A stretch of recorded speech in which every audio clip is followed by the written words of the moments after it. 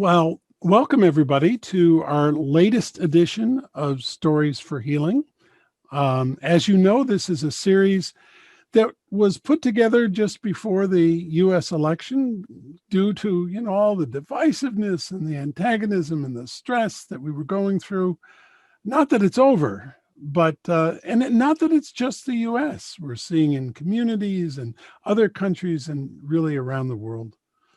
And it's tiring and it's frustrating. And so as a storyteller, I asked myself, what do we do about this?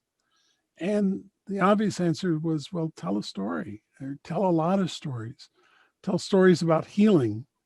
Tell stories about reconciliation. Don't tell people you're wrong and I'm right, or this is the best way and yours is the worst way. We're done with the divisiveness, or we need to be. We need to heal. And it's my belief that by telling and hearing healing stories, we not only help the world heal, but we help ourselves heal. And that's really what it's all about. So tonight, we're very excited to have a special storyteller with us, Sara deBeer. And Sara, please tell us a story. For this moment, I wanted to share with you a story called The Two Princes. It's a Japanese folk tale. There were once two young princes. The elder was an extraordinary fisherman. He could go and just choose any fish in the ocean and specifically bring that one to shore. And as extraordinary his gift was for fishing, that is precisely how amazing his younger brother's skill was as a hunter. But more marvelous than their skills at hunting and fishing was their deep love for one another. Every day they would leave the palace and they would walk down a road together until they got to the place where one road led to the shore and the other off to the forest. And they would say their goodbyes, and they would one spend his time fishing and the other spend his time hunting. Until one day, as they arrived at that point, the younger brother said, I find that there is nothing interesting to me about hunting any longer. And I would love to know a little bit about the thing that you do. What would you think just for today if I try my luck with fishing and I give you my bow and my arrows and you can explore what the life of a hunter is? Well, the older prince was not so sure he liked this idea, but finally he was persuaded by his younger brother. However, when he gave his younger brother his fishing pole and his gear, he said, "These are the most precious things I own, and I want you to guard them with your life." Well, the younger brother took these things and went down by the shore, and he studied the fishing pole and tried to explore what a hook was like, and finally got the two of them connected, one to the other, and then he began to experiment with fishing. But as soon as he felt some slight movement, he would yank the pole and the hook would come up, and he spent the whole day, didn't catch a single fish. And then he was packing everything back up the way his brother had had it, and he discovered he was missing a fish hook.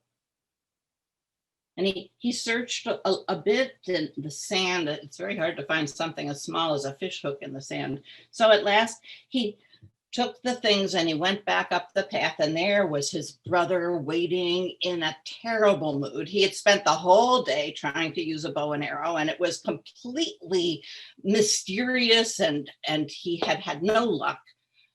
And he turned to his younger brother and he said, "Why are you so late?" And the younger brother said, I'm afraid I lost one of your fishing hooks." "You lost one of my fishing hooks? I told you they're the most precious things in my life. How dare you?" "And let me look. Oh, that was my favorite fishing hook. Get back down to the shore. I am not giving you back your bow and arrows until you get that hook from me. So the younger brother searched and searched until it got quite dark. He made his way up to the palace, but his older brother would not speak to him. And from then on, that was how he spent his days, searching the shore, finding no sign of the fishhook, until he took his greatest sword and he broke it into 500 pieces, and he carved each one of those 500 pieces into a fishhook. And he brought them to his brother and he said, "Here, I have taken my best sword and I have broken it into 500 pieces, and I have made a fish hook out of each of the 500 pieces. Here are 500 fish hooks for you." And the older brother said, "I don't want those. You could bring me 1,000 fish hooks. I want the one you lost." And what was it for the younger brother to do but go back to the shore? This time he'd barely arrived when an old man came over to him and said, What is it that you've been looking for?" And when he explained, the old man said, "Well, I have been watching you. If the fish hook has not appeared at this point, you will not find it here on the shore. It must have been washed into the ocean. It's probably at the very bottom of the sea." And the brother said, "Well, what will I do?" The old man said, "I can help you." And suddenly there was a boat in the water, a contained boat, kind of like a submarine. And the old man said, "Get in there and it will take you to the bottom of the ocean floor, to the palace of the Dragon King. If anyone can help you, he can."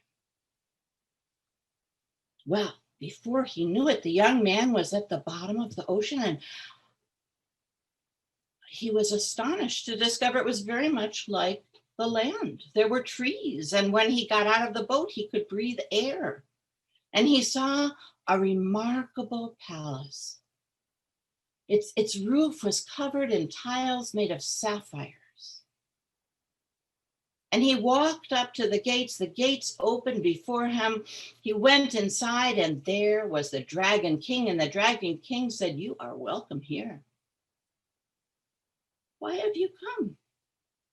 When he told of the fish hook, the Dragon King said, "I can help you." And he sent messenger crabs, and they brought all the creatures of the ocean before the Dragon King. And the Dragon King described this missing fish hook. None of the creatures had seen it, but then suddenly the Dragon King said, "Where is the red snapper?" And all the creatures said, "Oh, the red snapper has not been feeling well at all. He says his throat is in great pain." And the Dragon King said, "Go, fetch him." And 2 shrimp guards went and they brought the red snapper. And the Dragon King said, "Why did you not come to my gathering time?" And the red snapper said, I'm not feeling well at all. My throat is so sore." And the guards opened up the mouth of the red snapper, and the young prince looked inside and he said, "Yes, that is my brother's fish hook." And he took it out. And the Dragon King said, "I have done you a favor. Will you do me a favor? I have heard of the land above the ocean, but I have never spoken with anyone from it. Will you stay here and describe to me your world?" And the prince agreed. He stayed there for 3 years. They became very close friends. But then he realized it was time to go and return the fish hook to his brother. And the Dragon King said, "I have so enjoyed our time together. I wish to give you a gift." And he handed him 2 glittering stones.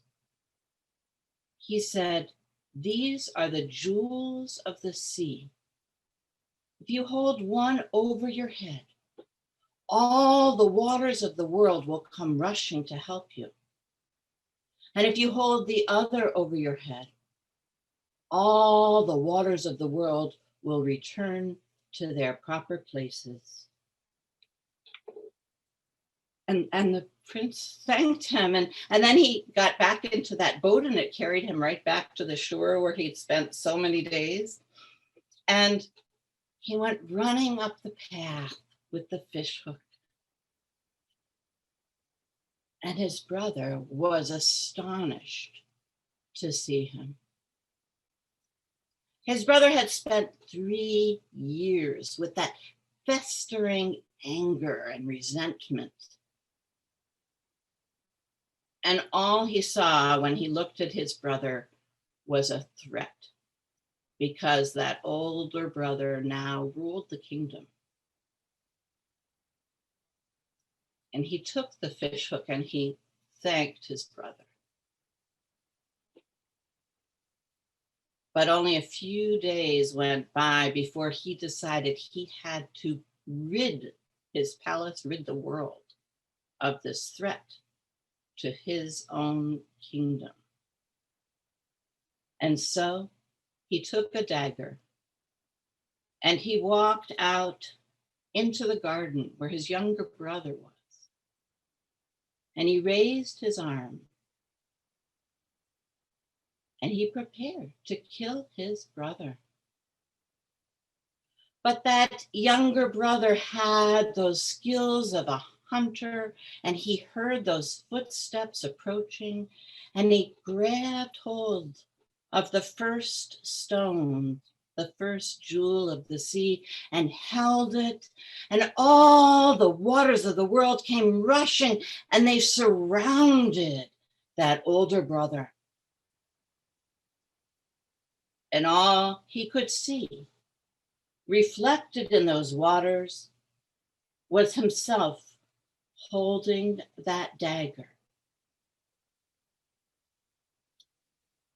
He saw himself about to murder the brother whom he had loved so deeply, and he dropped that dagger in horror, and he cried out in anguish. And when the younger brother heard that cry, he held up the other stone, and all the waters of the world returned to their proper places. And he turned to face his older brother.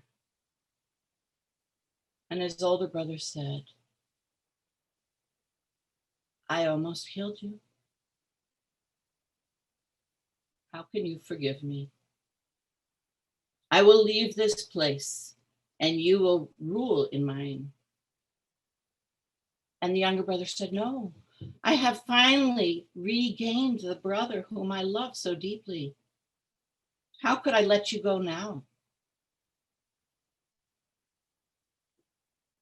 And so the two together ruled that kingdom. They ruled it wisely and compassionately. And there was never again a need for those jewels of the sea.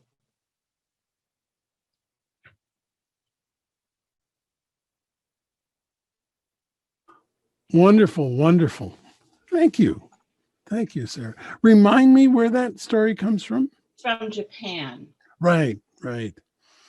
What a beautiful story. And timely. What do you know? Right. Well, I told you, that was the story I just felt like we needed right now. Yeah. So for myself and for I think many others, that just looking into the reflection of the kind of way we might be about to behave, and That's right. shift it into maybe how we'd like to behave. And to hold out hope for that transformation over the years that it took the brother to return. That we as listeners could say, yes, even with that, this and maybe this to return return is and say this whole huge amount of resentment Yeah. If you look at it just started with a fish hook, you Yeah. know. Yes. Can we get back to that tiny point Yeah. and see that there's so little Yes. separating us? Yeah. Wonderful. Well, again, thanks again. Now I want to just remind everybody that, and I still am learning this.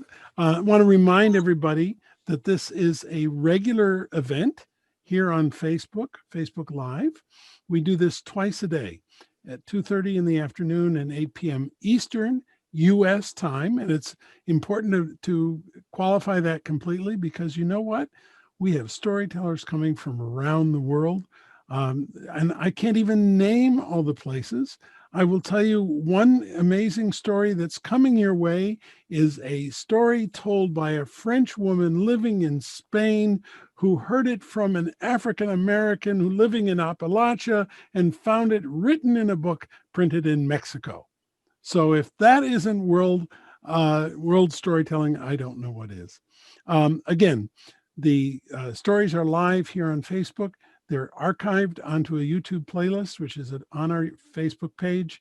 I want to encourage you to listen to these stories, to tell them to other people, to invite people to come, but most of all, tell stories to others and to yourself. Open their hearts and open yours. And that way we all can begin the process of healing. Thanks again. We'll see you next time.